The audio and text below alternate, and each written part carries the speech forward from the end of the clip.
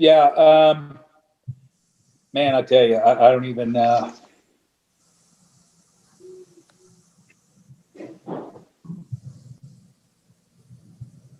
a minute. That was good till now. I don't know if tough even describes it. It's the Braves family lost another, one of our biggest fans. And, it's been a rough year, starting in March with Mr. B and Nuxie, Don, Hank. It was, this is a rough go. Suffice it to say, I wouldn't be sitting here on this call if it wasn't for Hank Aaron. It's plain and simple. He's the reason I'm here. And I've said many times I've been blessed to be raised and around Hall of Famers my entire career. None more important to my career, to my family, my life than Hank Aaron. I mean, it's just I was excited this year too to get to, we were going to spring training. I had talked to Hank last year about I wanted him around. I said, I'll keep people off of you. I want you at the cage. I want you to have a cup of coffee. I want these players to know who you are and what you're about.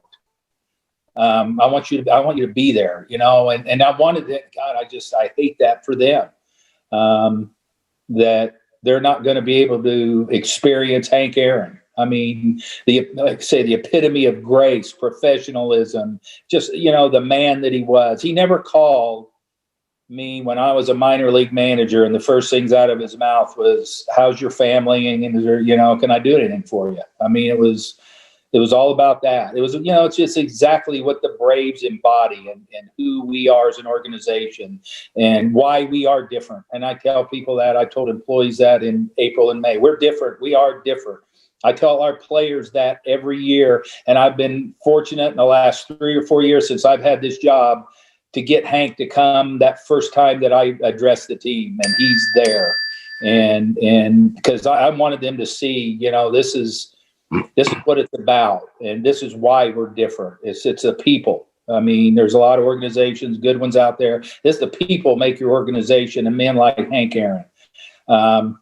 Like I say, I just kind of sit. The same day I remember when, Mr. B died, when Nuxie, I just, when them guys like that, when we lose them in our family, man, it is, it's tough. Like I say, and I say, Hank's the reason I'm here. And he was one of those guys like Bobby. If I called, he answered. It never went to voicemail. If I had a problem, if I needed some advice, I call Hank Aaron and he answered the phone every time. And since I've had this job, I've called him more than once about, this, wanting him to talk to some players, a different individual player. Always would do it. I mean, just recently I ran into him at the ballpark. He was down there doing his exercise and he sat in my office and we talked. And it's just, I still, I pitch myself then thinking, are you kidding me? I'm sitting here talking to Hank Aaron. And just a man of grace, and just the person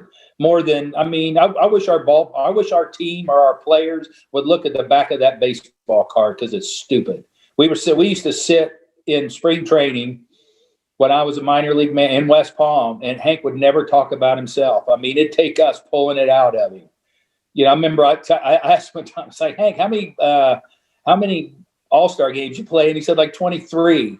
I asked him one time, I said, Hank, and when you went to spring training, how many games did you play? I was curious. He goes, all of them. Things like that. And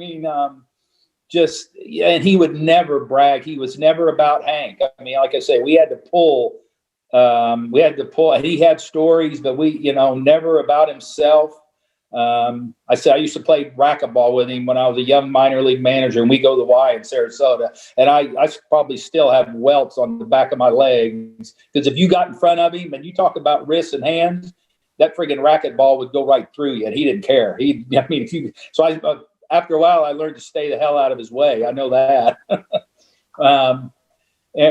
Just going to just times together, and the time he took with all of us guys, the managers and the coaches, and this was Hank Aaron, and he was doing everything he could for for us to help make us better. And it's just, I could go on and on. I mean, it is. I'm sure these other guys got stuff, and just a sad day. We all lost a great friend. Yeah, obviously the baseball, just look at his baseball card, but the friend, the man, the person, that's the biggest. That's the reason for the sadness. And he did everything the right way. I'm. I'd already talked to our video guy. I said, I want our players to see, 500, 600, 700, 750. I want them to watch that home run. And we should put it on big boards around the league. This is how you play the game, and the total player that this guy was. And so with that, I'll end with that. It's a sad, sad day. Lost another really, really good friend and just a man that we all just adored and loved.